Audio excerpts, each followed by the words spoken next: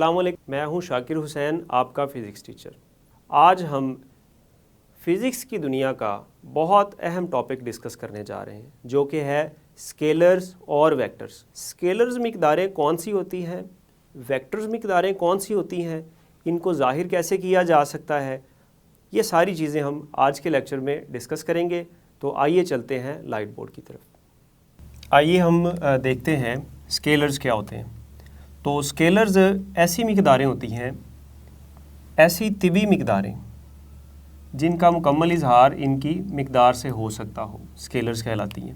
Scalar मिक़दारें आप ऐसे समझ लें जैसे मास है, लंबाई है, वक्त है, स्पीड वगैरह, ये सारी स्केलर मिक़दारों की मिसालें हैं। तो इसमें देखिए, अब जो मास है, अगर आपने मास को ज़ाहिर करना है तो मास को ज़ाहिर करने के लिए आपको दो चीज़ें चाहिए, एक न्यूमेरिकल नंबर, एक अदद। जैसे कि मैं बात करता हूँ कि 5 किलोग्राम, तो 5 एक न्यूमेरिकल वैल्यू यानी कि एक अदद चाहिए, और एक किलोग्राम एक यूनिट चाहिए। तो ये दोनों मिलकर यानी कि उसकी मिक़दार कहलाते हैं। अब ये मिक़दार है, इससे मुकम्मल तौर पर 5 किलोग्राम वाज़े हो रहा है कि ये इतना मास है। मिसाल के तौर पर आप दुकान पर जाते हैं, आप दुकानदार से कहते हैं कि भैया मुझे 2 किलोग्राम चीनी दे दें, तो अब ये बात आपकी मुकम्मल तौर पर बयान हो चुकी है। मतलब आपको कोई सिमत बताने की ज़रूरत नहीं है इसमें। तो ऐसी मिक़दार ही क्या कहलाती है, स्केलर मिक़दार कहलाती है, तो जिसका इजहार मुकम्मल तौर पर उसकी मिक़दार से हो सके। तो इसकी मिसालें मैंने आपके सामने रखी हैं, मास है, लंबाई है। लंबाई को भी देख लेते हैं। देखिए, एक पॉइंट से दूसरे पॉइंट तक की लंबाई, मैं आपके सामने एक ये पॉइंट ए बनाता हूँ और दूसरा ये पॉइंट है बी। तो ए से बी तक की लंबाई, तो स्टूडेंट्स आप ए से बी तक की पैमाइश करें। फ़र्ज़ कर लेते हैं ये आता है 10 सेंटीमीटर। आप ए से बी तक की पैमाइश करें तब भी 10 सेंटीमीटर आएगा, 10 सेंटीमीटर आएगा। या आप बी से ए तक की पैमाइश करें तब भी 10 सेंटीमीटर आएगा। तो ये लंबाई है, इसकी कोई सिमत नहीं है, बताने की ज़रूरत नहीं है कि ये ए से बी की तरफ 10 सेंटीमीटर है और बी से ए की तरफ ये जनाब ये 5 सेंटीमीटर, ऐसा तो कुछ भी नहीं है। तो ये 10 सेंटीमीटर, 10 क्या है, ये इसका एक अदद है, और ये सेंटीमीटर ये इसका एक यूनिट है, यानी कि मीटर क्या है, लंबाई का यूनिट है। तो स्टूडेंट्स इसी तरह से वक्त है, स्पीड है, वॉल्यूम है और एनर्जी वगैरह, ये वर्क भी इसमें आ जाता है। ये सारी कौन सी मिसालें हैं, ये सारी स्केलर्स की मिसालें हैं।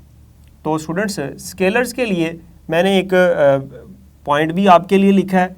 आपने याद रखना है कि मिक़दार से क्या मुराद है। मिक़दार जैसे यहाँ पर लिखा हुआ है ना, इजहार इनकी मिक़दार से होता है। अब इस मिक़दार से क्या मुराद है, मिक़दार से मुराद किसी अदद के साथ तिबी मिक़दार का मौजू यूनिट है। जैसे मैंने आपको पहले ही बता दिया, मिसाल के तौर पर 2.5 किलोग्राम, 2.5 किलोग्राम ये मास है। 40 सेकंड, तो यहाँ दो चीज़ें आ रही हैं, मिक़दार से मुराद अदद और साथ क्या आ रहा है, यूनिट आ रहा है। और 1.8 मीटर, तो 1.8 अदद है और मीटर क्या है, कोई मौजू यूनिट है लंबाई का। तो स्टूडेंट्स ये होता है मिक़दार से मुराद। और उसके बाद मैंने एक और बात लिखी है, ये भी आपने याद रखना है कि किसी स्केलर को इसकी मिक़दार से मुकम्मल तौर पर बयान किया जा सकता है। तो ये सारी बातें थी स्केलर्स के हवाले से। और भी बहुत सारी स्केलर मिक़दारें हैं। वो कौन सी स्केलर मिक़दारें हैं, वो आगे आने वाले एक एक करके उनको भी सीखते चले जाएंगे। अब स्केलर्स के बाद जो दूसरी मिक़दारें होती हैं स्टूडेंट्स, वो हैं वेक्टर्स। तो वेक्टर्स कौन सी मिक़दारें, आइए देखते हैं ज़रा। जैसे हमने स्केलर्स में देखा कि उनके मुकम्मल इजहार के लिए सिर्फ मिक़दार की ज़रूरत होती है। तो अब मिक़दार के साथ साथ अगर सिमत भी बता दी जाए, तो अब ये कौन सी मिक़दारें, ये वेक्टर्स मिक़दारें हो जाएंगी। मिसाल के तौर पर मैंने यहाँ डेफिनेशन इसकी लिखी है, ऐसी तिबी मिक़दारें जिनके मुकम्मल इजहार के लिए इनकी मिक़दार के साथ साथ सिमत की भी ज़रूरत हो, वेक्टर्स कहलाती हैं। यानी कि सिर्फ मिक़दार काफ़ी नहीं होती इनके लिए, साथ क्या बताना पड़ता है, सिमत बतानी पड़ती है। जैसे स्टूडेंट्स मैं आपसे एक बात करता हूँ, मैं ये कहता हूँ कि ट्रेन जो है वो 36 किलोमीटर पर आवर की स्पीड से जा रही है। अब मैंने ये बात बताई, आपको दो चीज़ें बताई। मैंने बताया 36 किलोमीटर पर आवर, मैंने एक 36 बता दिया एक अदद, और एक किलोमीटर पर आवर एक यूनिट बता दिया। तो अगर आप इसको किलोमीटर पर आवर देखें तो ये स्पीड का यूनिट है। अब ये जो यूनिट है स्टूडेंट 36 किलोमीटर पर आवर, ये जो एक अदद है, ये स्पीड है। ये क्या चीज़ है? स्पीड है। अब अगर मैं इसके साथ साथ सिमत भी बता दूं कि जो ट्रेन है वो 36 किलोमीटर पर आवर की स्पीड से लाहौर से कराची की तरफ जा रही है, तो अब मैंने सिमत बता दी ना। अब इसी स्पीड को हम स्पीड नहीं कहेंगे, अब इसको हम वेलोसिटी कहेंगे। क्या कहेंगे? वेलोसिटी। तो इसका मतलब हुआ कि जब किसी चीज़ के साथ सिमत लगा दी जाए तो वो क्या बन जाती है? वेक्टर बन जाती है। जैसे मैंने एक और मिसाल आपके सामने रखी है, वजाहत करते हैं। ये एक फ़र्ज़ कर लेते हैं स्टूडेंट्स, मेज़ है ये। आप इस मेज़ पर कोई फोर्स लगाते हैं इस सिमत में, फ़र्ज़ कर लेते हैं ये फोर्स F1 है। F1 सर कितनी फोर्स है? जितनी मर्ज़ी हो, 10 न्यूटन है, 20 न्यूटन है, 30 न्यूटन, जितनी भी फोर्स है। हमने इस मेज़ पर इस सिमत में एक फ़ोर्स लगाई F1, और मैं कहता हूँ एक और फोर्स है F2, वो भी हम इसी सिमत में लगा रहे हैं। तो यानी कि दो फोर्सेस F1 और F2 ये मैंने इस मेज़ पर लगाई और दोनों एक ही सिमत में लगाई। तो अब ये दोनों फोर्सेस एक सिमत में लगे। दूसरी सूरत हाल में देखें, अब ये मेज़ एक तरफ जाएगा। अब मैं दूसरी सूरत हाल में क्या करता हूँ, ये मेज़ है, इस पर मैं एक फ़ोर्स दाएं तरफ लगाता हूँ F1, और दूसरी फ़ोर्स मैं बाएं तरफ लगाता हूँ इसी मेज़ पर F2। तो स्टूडेंट्स ये जो F1 फोर्स है ये दाएं तरफ लग रही है इसी मेज़ पर, और ये F2 फोर्स है ये बाएं तरफ लग रही है इसी मेज़ पर। क्या इसका कोई फ़र्क नहीं है ऊपर और नीचे वाली सूरत हाल में? बिल्कुल वाज़ेह फ़र्क है। ऊपर वाली सूरत हाल में हो सकता है मेज़ दाएं तरफ मूव करना शुरू कर दे क्योंकि दोनों फोर्सेस एक ही सिमत में लग रही हैं, और नीचे वाले केस में देखें यहाँ पर दो फोर्सेस लग रही हैं लेकिन ये मुखालिफ सिमत में लग रही हैं। जब ये मुखालिफ सिमत में लग रही हैं हो सकता है मेज़ मूव ही ना करे, मोशन में ही ना आए।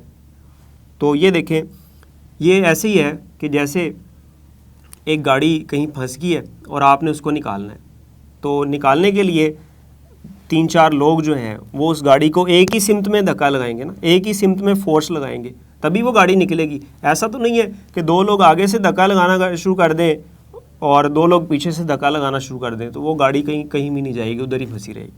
तो इसका मतलब हुआ अब फोर्स एक ऐसी मिकदार है कि फ़ोर्स को ज़ाहिर करने के लिए हमें सिर्फ मैग्नीट्यूड यानी कि मिकदार नहीं चाहिए। जैसे मैं फ़र्ज़ कर लेता हूँ ये 20 न्यूटन फोर्स है, ठीक है, और ये भी मैं फ़र्ज़ कर लेता हूँ 20 न्यूटन फोर्स है। तो अब ये दोनों फोर्सेस मुखालिफ सिमत में लग रही हैं, तो अब ये मेज़ कहीं भी मूव नहीं करेगी, किसी भी तरफ भी नहीं जाएगी। तो अब ये 20 न्यूटन तो इसकी है मिकदार, लेकिन मिकदार के साथ साथ मुझे सिमत भी बतानी पड़ती है फ़ोर्स के लिए। तो इसका मतलब हुआ फ़ोर्स को ज़ाहिर करने के लिए हमें 2 चीज़ें चाहिए, एक उसकी मिकदार चाहिए और दूसरी स्टूडेंट्स हमें उसकी सिमत चाहिए। तो ऐसी तमाम मिकदारें जिनकी मिकदार के साथ साथ उनकी सिमत भी बताना पड़े और उसकी सिमत की ज़रूरत हो, उसके बगैर वो उनको हम बता ही ना सकें, उसकी वजाहत ही ना हो सके, तो ऐसी मिकदारों को हम वेक्टर्स कहते हैं। उसकी चंद मिसालें मैंने यहाँ लिखी हैं, जैसे वेलोसिटी एक वेक्टर मिकदार है, डिस्प्लेसमेंट एक वेक्टर मिकदार है, फोर्स एक वेक्टर मिकदार है, मोमेंटम एक वेक्टर मिकदार है, टॉर्क एक वेक्टर मिकदार है। स्टूडेंट्स ये सारी जो मिकदारें मैंने आपके सामने लिखी हैं, ये आगे आने वाले लेक्चर्स में हम इनको डिटेल से डिस्कस करेंगे कि ये क्या होती हैं। फ़िलहाल के लिए आप इतना याद कर लें कि ये सारी कौन सी मिकदारें हैं? वेक्टर मिकदारें। तो स्टूडेंट्स वेक्टर्स के बाद अब हम ये चलते हैं कि वेक्टर्स और स्केलर्स को ज़ाहिर कैसे किया जाता है। तो स्टूडेंट्स सबसे पहले हम समझते हैं कि वेक्टर्स का इजहार कैसे किया जाता है। तो आइए वेक्टर्स के इजहार को देखते हैं। तो वेक्टर्स में मैंने ये लिखा है कि वेक्टर्स को दर्ज झैल 2 तरीक़ों से ज़ाहिर किया जा सकता है, और वो 2 तरीके कौन से हैं स्टूडेंट्स? उनमें से एक जो तरीका है वो है अलामती तरीक़ाकार। कौन सा तरीक़ाकार? अलामती तरीक़ाकार। और दूसरा स्टूडेंट्स कौन सा है? दूसरा है ग्राफिकल तरीक़ाकार। तो स्टूडेंट्स अब हम देखते हैं कि अलामती तरीक़ाकार और ग्राफिकल तरीक़ाकार में क्या फ़र्क है। तो अलामती तरीक़ाकार को सबसे पहले समझते हैं। ये एक शॉर्ट क्वेश्चन आता है, मुख्तसर सवाल आता है कि वेक्टर्स को अलामती तौर पर कैसे ज़ाहिर किया जा सकता है। तो इसका जवाब मैंने आपके सामने लिख दिया है, हेडिंग मैंने दे दिया है अलामती तरीक़ाकार और नीचे इसका जवाब लिख दिया। अब वेक्टर्स को स्टूडेंट्स देखिएगा, वेक्टर्स को स्केलर से नुमायां करने के लिए क्या करते हैं हम, अमूमन जिली हरूफ तहज्जी से लिखा जाता है। जिली हरूफ तहज्जी से क्या मतलब, जैसे कि एफ ए और डी, एफ स्टूडेंट है फोर्स, अब ये फोर्स एफ लिखा हुआ है, जिली हरूफ का मतलब होता है बोल्ड लेटर्स में लिखना। जैसे इसको मैं थोड़ा सा मोटा करके लिख देता हूँ, ये एफ, अब ये जिली हरूफ होगी, और ये ए है, इसको भी मैं थोड़ा सा मोटा करके लिख देता हूँ, ये ए हो गया। और ये डी डिस्प्लेसमेंट है, इस डिस्प्लेसमेंट को भी मैं मोटा करके लिख देता हूँ जिली हरूफ में, तो ये डिस्प्लेसमेंट हो गया। या एक तो ये है कि आप इनको बोल्ड करके लिख दें, मोटा करके लिख दें, और दूसरा क्या होता है स्टूडेंट, या इन हरूफ पर बार या तीर की अलामत डाल दी जाती है। यानी कि ये जो एफ ए यानी कि फोर्स, एक्सेलरेशन और डिस्प्लेसमेंट जो है, इनके ऊपर बार का निशान या तीर का निशान लगा दिया जाता है। तो कैसे देखिएगा, जैसे कि एफ ए और डी, एफ के ऊपर बार लगा दिया, ए के ऊपर एक्सेलरेशन के ऊपर बार लगा दिया, और डी डिस्प्लेसमेंट के ऊपर बार लगा दिया। बार एक सीधी लाइन को कहते हैं, इनके ऊपर लगा दी जाती है। तो ये भी अगर किसी के ऊपर ये बार की अलामत लगी होगी तो इसका मतलब ये होगा कि ये क्या चीज़ है, ये वेक्टर है। या दूसरी बात क्या लिखी, या तीर की अलामत डाल दी जाती है। तो इसके ऊपर स्टूडेंट्स फोर्स के ऊपर आप यूँ तीर की अलामत लगा सकते हैं, एक्सेलरेशन के ऊपर आप तीर की अलामत लगा सकते हैं, डिस्प्लेसमेंट के ऊपर आप एक तीर की अलामत लगा सकते हैं। मतलब ये हुआ कि जितने भी वेक्टर्स होंगे वो तीन तरीक़ों से लिखे जा सकते हैं। एक बोल्ड लेटर्स यानी कि जिली हरूफ तहज्जी में, दूसरा बार के साथ, ये डी बार, ए बार, एफ बार, या तीर के साथ लिखा जा सकता है उनको। तो स्टूडेंट्स अब अक्सर बच्चों के जहन में एक सवाल आता है कि सर ये बोल्ड लेटर यानी कि जिली हरूफ तहज्जी में कब लिखते हैं, और ये बार या ये तीर के साथ कब लिखते हैं। तो स्टूडेंट्स याद रखिएगा, वेक्टर्स को जब बुक में लिखा होता है, यानी कि जब आप टाइप करते हैं, तब आम तौर पर उनको ऐसे जिली हरूफ में लिखा जाता है, मोटा करके लिखा जाता है। लेकिन जब आप खुद लिख रहे होंगे अपनी कॉपी पे, तो फिर आप जब भी वेक्टर की बात करेंगे तो आप ऊपर बार लगा देंगे या एरो लगा देंगे, तीर लगा देंगे। तो ये स्टूडेंट्स एक लिखने का अंदाज़ है। और इसके बाद है ग्राफिकल तरीक़ाकार। अब ग्राफिकल तरीक़ाकार क्या होता है, ग्राफिकल तरीक़ाकार में स्टूडेंट्स हम ये काम करते हैं, हमारे पास कोई वेक्टर है तो उस वेक्टर को हम एक सीधी लाइन से ज़ाहिर करते हैं, ठीक है। और जैसे मैं यहाँ कोई वेक्टर फ़र्ज़ कर लेता हूँ, ये कोई वेक्टर है, ये वेक्टर v है, ठीक है। इसको मैं थोड़ा सा बोल्ड कर देता हूँ ताकि वाज़ह रहे कि ये वेक्टर v है। अब ये वेक्टर v है, इसको मैं, इसकी लंबाई है a b, ये इसकी लंबाई है a से b तक। अब ये जो लंबाई है ये कोई स्केल मुंतखब करके हम लिखते हैं। मिसाल के तौर पर ये वेलोसिटी फ़र्ज़ कर लेते हैं, हमारे पास है 20 मीटर पर सेकंड।